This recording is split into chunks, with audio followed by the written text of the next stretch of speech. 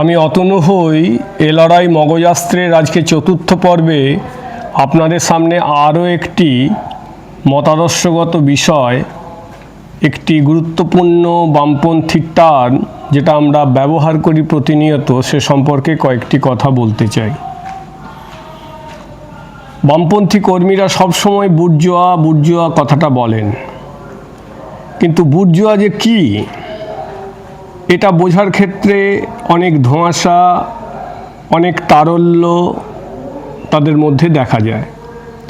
তাই আমি বুর্জোয়া বুর্জোয়াজি এই কথাটি আজকে আপনাদের কাছে ব্যাখ্যা করে, যাতে বামপন্থী কর্মীরা আগামী দিনে এই ব্যাখ্যা শুনে তাদের ধারণাকে স্পষ্ট করতে পারেন, তার ব্যবস্থা করতে চাইছি। তাহলে শুরু করি।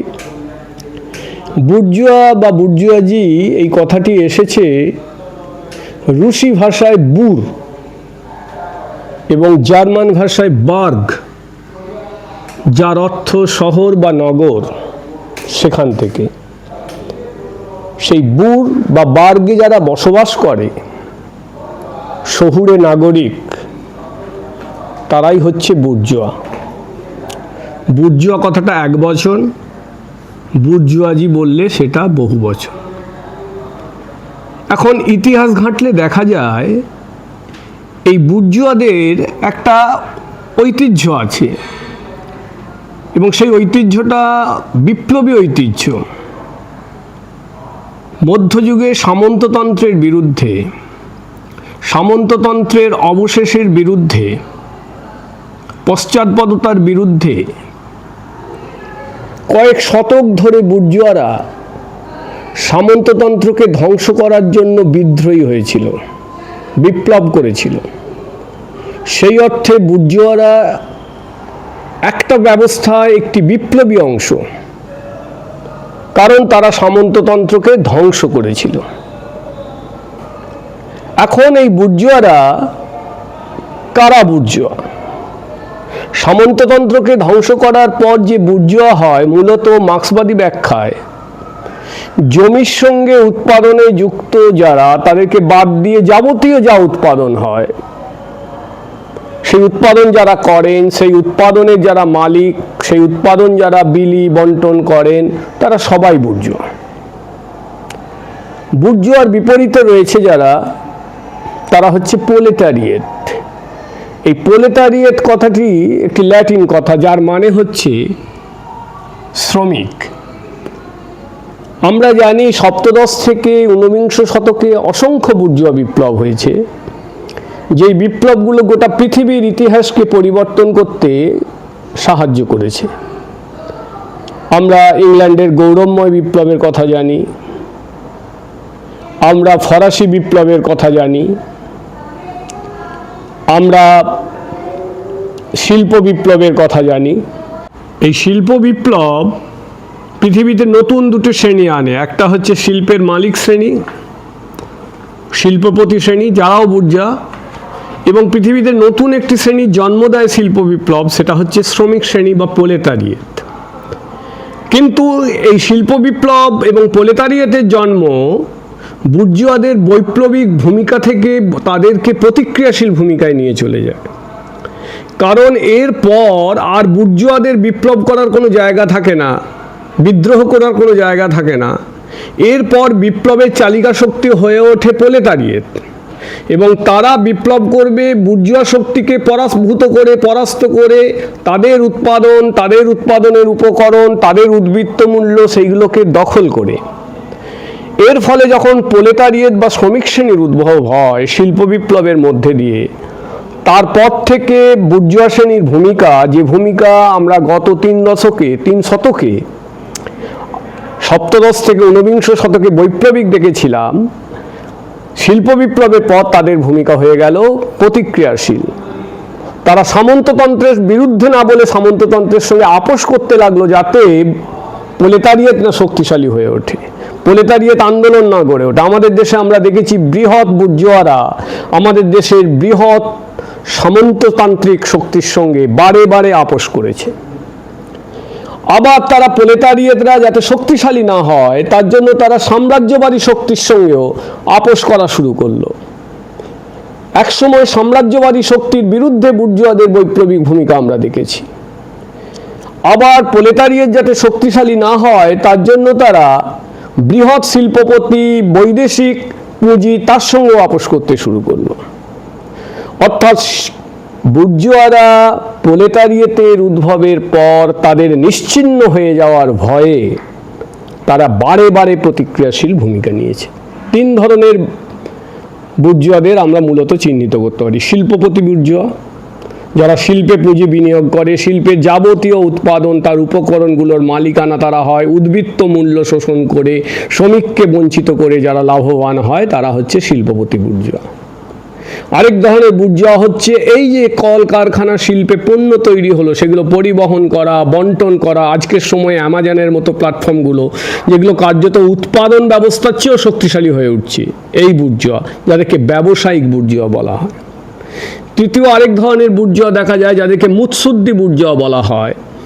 এরা দেশীয় বুর্জোয়া, এরা বিদেশি বুর্জোয়াদেরকে ডেকে আনেন নিজেদের বুর্জোয়া স্বার্থগুলিকে দেশের মধ্যে রক্ষা করার জন্য, এবং প্রয়োজনে বিদেশি শিল্প, বিদেশি পুঁজিকেও ডেকে আনে, তার সঙ্গে তারা আঁতাত করে, তার সঙ্গে তারা টাই আপ করে নিজেদের পুঁজিকে বাড়ানোর জন্য। এদেরকে বলা হয় মুৎসুদ্দি বুর্জোয়া। এছাড়াও আরও এক ধরনের বুর্জোয়ার কথা আমরা জানতে পারি, পেতি বুর্জোয়া, পাতি বুর্জোয়া। এই পেতি বা প্রাতি এই কথাটি একটি ফরাসি কথা, যার কথা মানে হচ্ছে ছোট। এই ছোট বুর্জোয়ার মধ্যে উপরে যে তিন ধরনের কথা বললাম, অর্থাৎ শিল্পপতি বুর্জোয়া, ব্যবসায়িক বুর্জোয়া, মুৎসুদ্দি বুর্জোয়া, এরপর যাবতীয় যারা রইল, শিক্ষক, অধ্যাপক, মাস্টারমশাই, ছোট ব্যবসায়ী, নানা রকম প্রফেশনের সঙ্গে যুক্ত, যারা শ্রম দেয় কিন্তু নিজেকে শ্রমিক ভাবে না, যাদের দৃষ্টি তাকিয়ে থাকে উপরে বুর্জোয়াদের দিকে যে আমি বুর্জোয়াদের মতো ধনী হব, বুর্জোয়াদের মতো জীবনযাপন করব, এদেরকে বলা হয় পাতি বুর্জোয়া বা পেতি বুর্জোয়া। এই বুর্জোয়া শ্রেণীর চরিত্র হচ্ছে এরা দোদুল্যমান। এরা যখন শ্রমিক শ্রেণী বিপ্লব করে কখনো শ্রমিকের পাশে থাকে, যখন শ্রমিক বিপ্লব করে বুর্জোয়াদের হাঁটাতে চায় তখন নিজেদের অবস্থানের আতঙ্কে এরা বুর্জোয়াদের পাশে থাকে। তাই এই দোদুল্যমান ভূমিকা পেতি বুর্জোয়াদের চিহ্নিত করতে যেমন সাহায্য করে, তেমনি পেতি বুর্জোয়াদের এই ভূমিকাজনিত কারণে শ্রমিক শ্রেণীর বিপ্লব ঘটতেও অনেক সময় অসুবিধা হয়। লেনিন এই বুর্জোয়াদের ইতিহাস, যেটা কার্ল মার্কস বলে গেছেন, সেটাকে বিস্তৃত ব্যাখ্যা করে তাই বলছেন যে পৃথিবীর দেশে দেশে বুর্জোয়ারা কখনো সামন্ততন্ত্রের সঙ্গে আপোষ করেছে, কখনো সাম্রাজ্যবাদের সঙ্গে আপোষ করেছে, কখনো সামন্ততন্ত্রের বিরোধিতা করেছে, কখনো সাম্রাজ্যবাদের বিরোধিতা করেছে। আর এখন তারা বৃহৎ পুঁজি, কর্পোরেট পুঁজিতে পরিণত হয়ে আজকের সময়ে, যেটা ফিনান্স ক্যাপিটাল লেনিন সেই পর্যন্ত বলে গিয়েছিলেন, তারপরে আজকে ক্রনি ক্যাপিটাল, কর্পোরেট ক্যাপিটাল হয়ে সেই বুর্জোয়ারা আজকের আধুনিক ব্যবস্থায় তারা গোটা পৃথিবীর শ্রমজীবীদেরকে তারা লুণ্ঠন করার জন্য পৃথিবীর দেশে দেশে তারা কাজ করে চলেছে। এবং শ্রমিক ঐক্য যাতে গড়ে উঠতে না পারে তার জন্য তারা কখনো সামন্তবাদী সংস্কৃতিকে গ্রহণ করেছে। আমাদের দেশে যেমন ধর্মকে বুর্জোয়া শ্রেণী ব্যবহার করতে চাইছে তার শোষণকে নিশ্চিত করার জন্য, কোনো জায়গায় প্রতিবেশী রাষ্ট্রের সঙ্গে যে বিবাদ তাকে ব্যবহার করতে চাইছে তার লুণ্ঠনকে ব্যবহার করার জন্য, নিশ্চিত করার জন্য। তাই বুর্জোয়ারা আজকের সময়ে দাঁড়িয়ে একটি প্রতিক্রিয়াশীল শ্রেণী, শ্রমিক শ্রেণী আজকের সময়ে দাঁড়িয়ে একটি বিপ্লবী শ্রেণী। প্রোলেতারিয়েট শ্রমিক শ্রেণী আজকে পারবে বিপ্লবের মধ্যে দিয়ে বুর্জোয়াদের পরাভূত করতে। বুর্জোয়ারা যতই শক্তিশালী হোক, যতই প্রতিক্রিয়াশীল হোক, বুর্জোয়াদের পতন নিশ্চিত। কারণ বুর্জোয়ারা শিল্প বিপ্লবের মধ্যে দিয়ে শ্রমিক শ্রেণীর যেমন জন্ম দিয়েছে, তেমনি শ্রমিকদের লুণ্ঠনের মধ্যে দিয়ে তাদের কবর খুঁড়েছে। বুর্জোয়ারা শ্রমিক শ্রেণীকে জন্ম দিয়ে নিজেদের কবর খুঁড়েছে, শ্রমিক শ্রেণী সেই কবরে বুর্জোয়াদের চাপা দেবে।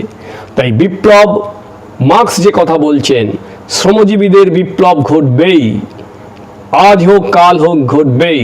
লেনিন রাশিয়ায় যে বিপ্লব শ্রমিক শ্রেণীর নেতৃত্বে ঘটিয়েছিলেন, পৃথিবীর দেশে দেশে শ্রমজীবীদের শ্রেণী হিসেবে যত দ্রুত গড়ে ওঠানো যাবে তত বুর্জোয়াদের হারে কাঁপন ধরানো যাবে।